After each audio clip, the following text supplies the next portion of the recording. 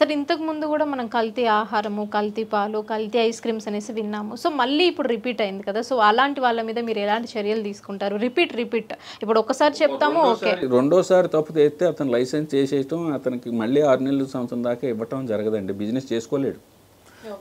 ఒకసారి తప్పు చేసి ఇప్పుడు నేను చెప్పాను మీకు, అదనపు కలెక్టర్ గారి దగ్గర ఒక కేసు వేసాం ఒక అతని మీద. మళ్ళీ ఇంకొక 6 నెలల్లో మళ్ళీ కేసు వచ్చిందంటే ఇది సెకండ్ కేసు అని చెప్పేటప్పటికి దానికి చర్య తీవ్రంగా ఉంటుంది, ప్లస్ బిజినెస్ కూడా ఆప్ చేయబడుతుంది.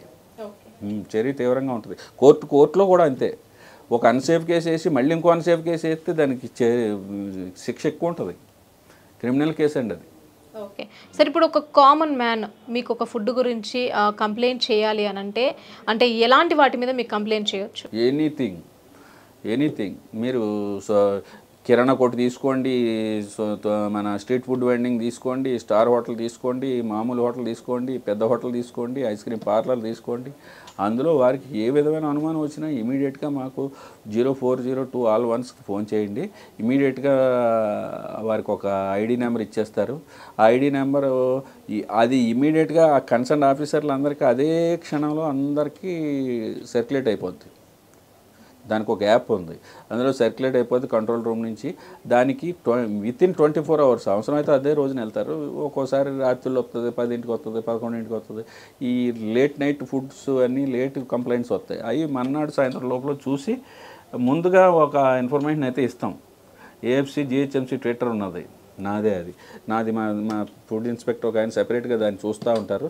అందరికీ సమాధానం ఇస్తారు. మీ కంప్లైంట్ మేము రిసీవ్ చేసుకున్నాం, మీకు మళ్ళీ అప్డేట్ చేస్తాం అని చెప్పేసి ఇన్స్పెక్టర్ని కూడా అలర్ట్ చేస్తారు, ఆ ఏరియా ఇన్స్పెక్టర్ని కూడా. ఇది అవ్వకపోతే మా కంట్రోల్ రూమ్లో ఒక మెకానిజం ఉంది, ఇది అవ్వలేదండి ఇంకా ఇది వాళ్ళు అడగొచ్చు, నాది ఏం చేసావు కంప్లైంట్ అని అడుగుతున్నారు. ఇప్పుడు అడగాలి కూడా. ఇప్పుడు చాలా మంది పట్టించుకోరు సార్, ఎందుకంటే కంప్లైంట్ చేసామా చూసుకుంటారు అట్లా అనుకుంటారు. పూర్వం రోజుల్లో కాకుండా ఇప్పుడు ఏమైందంటే, పూర్వం కంప్లైంట్ ఇవ్వాలంటే ఆఫీసుకు రావాలి, చేతితో రాసి ఇవ్వాలి, చూడాలి, మళ్ళీ ఆఫీసు రావాలంటే వారు ఏదో ఉద్యోగం చేసుకుంటారు, ఇబ్బందులు పడేవారు ప్రజలు. ఇప్పుడు అలా లేదు. మీరు ఉద్యోగం చేసుకోవచ్చు, సాఫ్ట్వేర్ అవ్వచ్చు, మీడియా అవ్వచ్చు, ఇంకో ఉద్యోగం అవ్వచ్చు, సెంట్రల్ గవర్నమెంట్ ఉద్యోగం అవ్వచ్చు. ఫోన్లోనే కదా, ఒక నిమిషం ఏమైంది నా కంప్లైంట్ అని ఒక మెసేజ్ కొట్టేస్తే చాలు, సిస్టమ్ వచ్చేసింది ఇప్పుడు. ఓకే. సరే హోటల్స్, రెస్టారెంట్స్ పక్కన పెడితే సూపర్ మార్కెట్స్, కిరాణా షాపుల్లో మీరు అంటే ఏ రకమైన మీకు అంటే ఈ ఆహార పదార్థాలు బాలేవు, ఇవి బాగున్నాయని మీ దృష్టికి ప్రధానంగా వచ్చిన సిచ్యువేషన్ అంటే ఏంటి?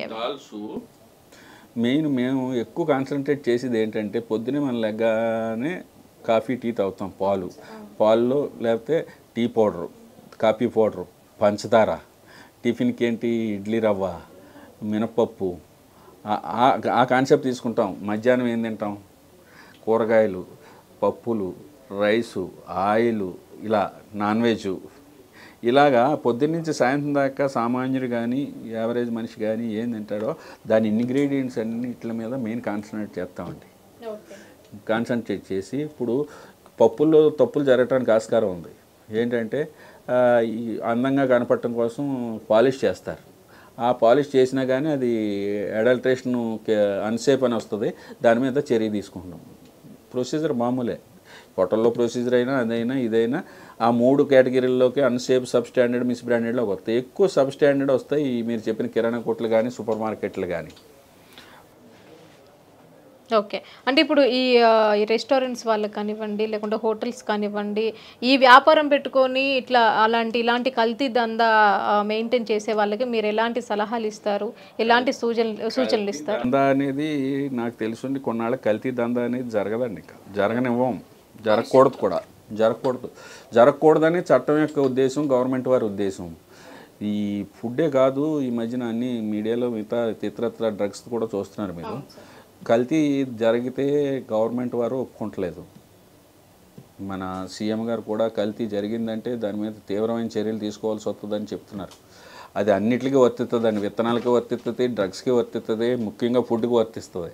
కాబట్టి కల్తీ చేయొద్దనే కోరుతాం. వారందరికీ కూడా ట్రైనప్ చేస్తాం. వారందరూ ఇటువంటి తప్పులు పూర్వం ఏదో జరిగింది, బహుశా ఓనర్స్కి మిగతా మేనేజ్మెంట్స్కి తెలియకుండా లోపల తప్పులు జరుగుతున్నాయేమో సరిచూసుకోవాలని చాలామంది ఓనర్స్ వేరే వేరే వ్యాపకాల్లో ఉంటారు. కాబట్టి వాళ్ళందరూ జాగ్రత్తగా కాన్సన్ట్రేటెడ్గా ఇప్పుడు మేము ఈ మధ్యకాలంలో పేపర్లో వచ్చిన దాన్ని ఇంతకంటే తప్పులు మ్యాక్సిమం తప్పులు జరగకపోవచ్చు, ఇంతకంటే తప్పులు ఉండవు కూడా.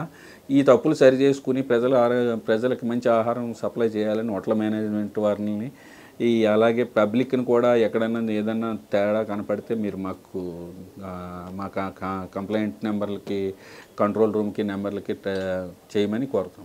ఓకే సార్, మీ దృష్టికి ఇంతకుముందు ఏదైనా హోటల్స్లో అంటే కుక్క కూర వండడం కానీ, పిల్లులను అంటే వండడం కానీ అలాంటివి ఏమైనా మీ దృష్టికి వచ్చాయా రెస్టారెంట్స్ నుంచే? ఇప్పుడు ఒకప్పుడు షాగ్ హౌస్ కుక్క మాంసం పెడుతున్నారని వచ్చింది.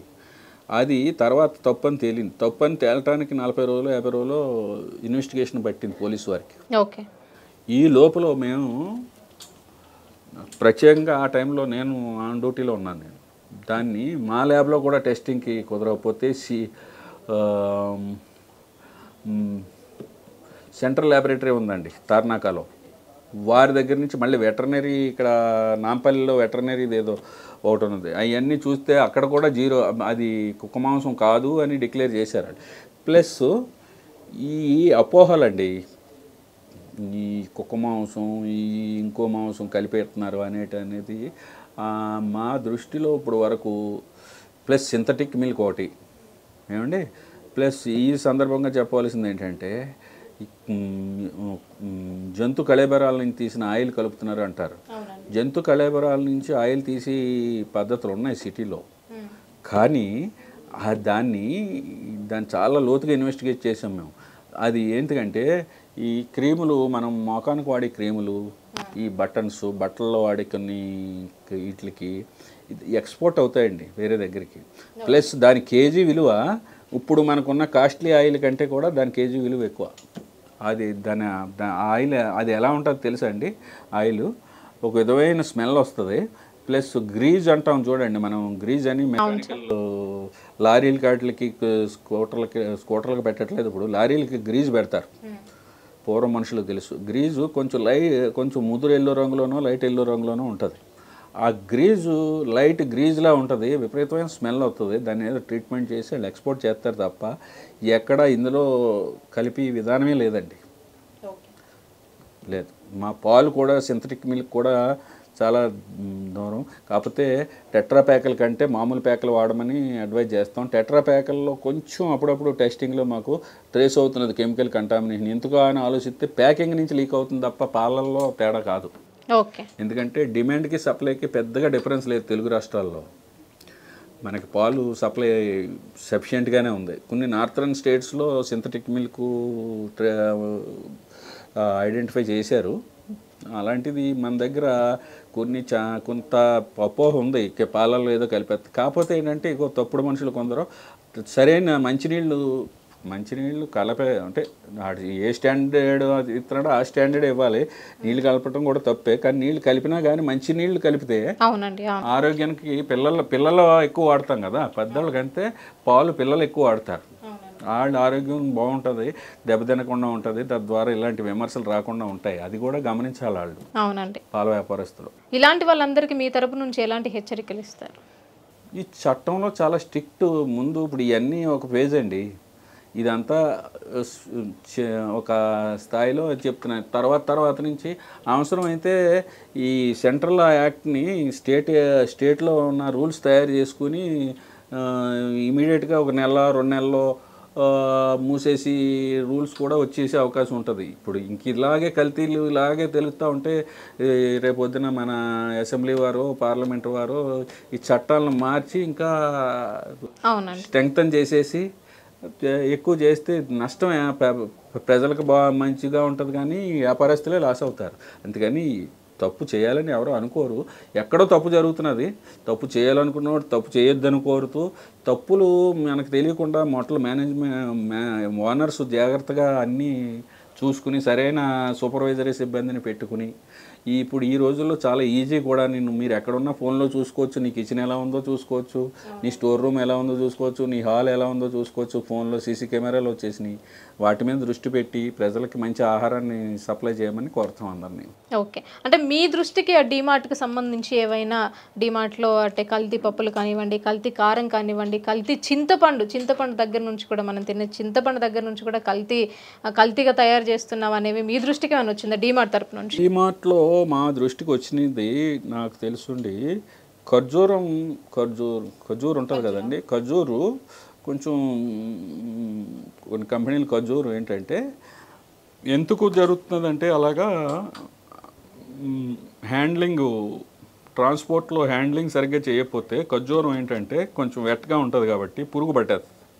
అలాంటి కంప్లైంట్ వచ్చినాయి. అలాగే చిన్న డీమార్ట్ మీద చిన్న కంప్లైంట్లు వస్తూ ఉంటాయి. కానీ అంత మేజర్గా వాళ్ళు ఏదో కల్తీ చేశారని ఈ మధ్యకాలంలో గత 1 సంవత్సరం లోపల అయితే మాకేమీ దృష్టిలోకి రాలేదండి. ఖర్జూర్ మీద ఒక కేసు కూడా జరిగింది. ఇంకా చిన్న ఏవో కంప్లైంట్లు వస్తూనే ఉంటాయి కంప్లైంట్లు. నాట్ ఓన్లీ డీమార్ట్, అన్నిటి మీద వస్తుందండి. అన్నిటికి ఫైల్ చేస్తాం కేసులు రన్నింగ్. 297 కేసులు చెప్పాను, అన్ని కేసులు రన్నింగ్ అవుతూనే ఉన్నాయి.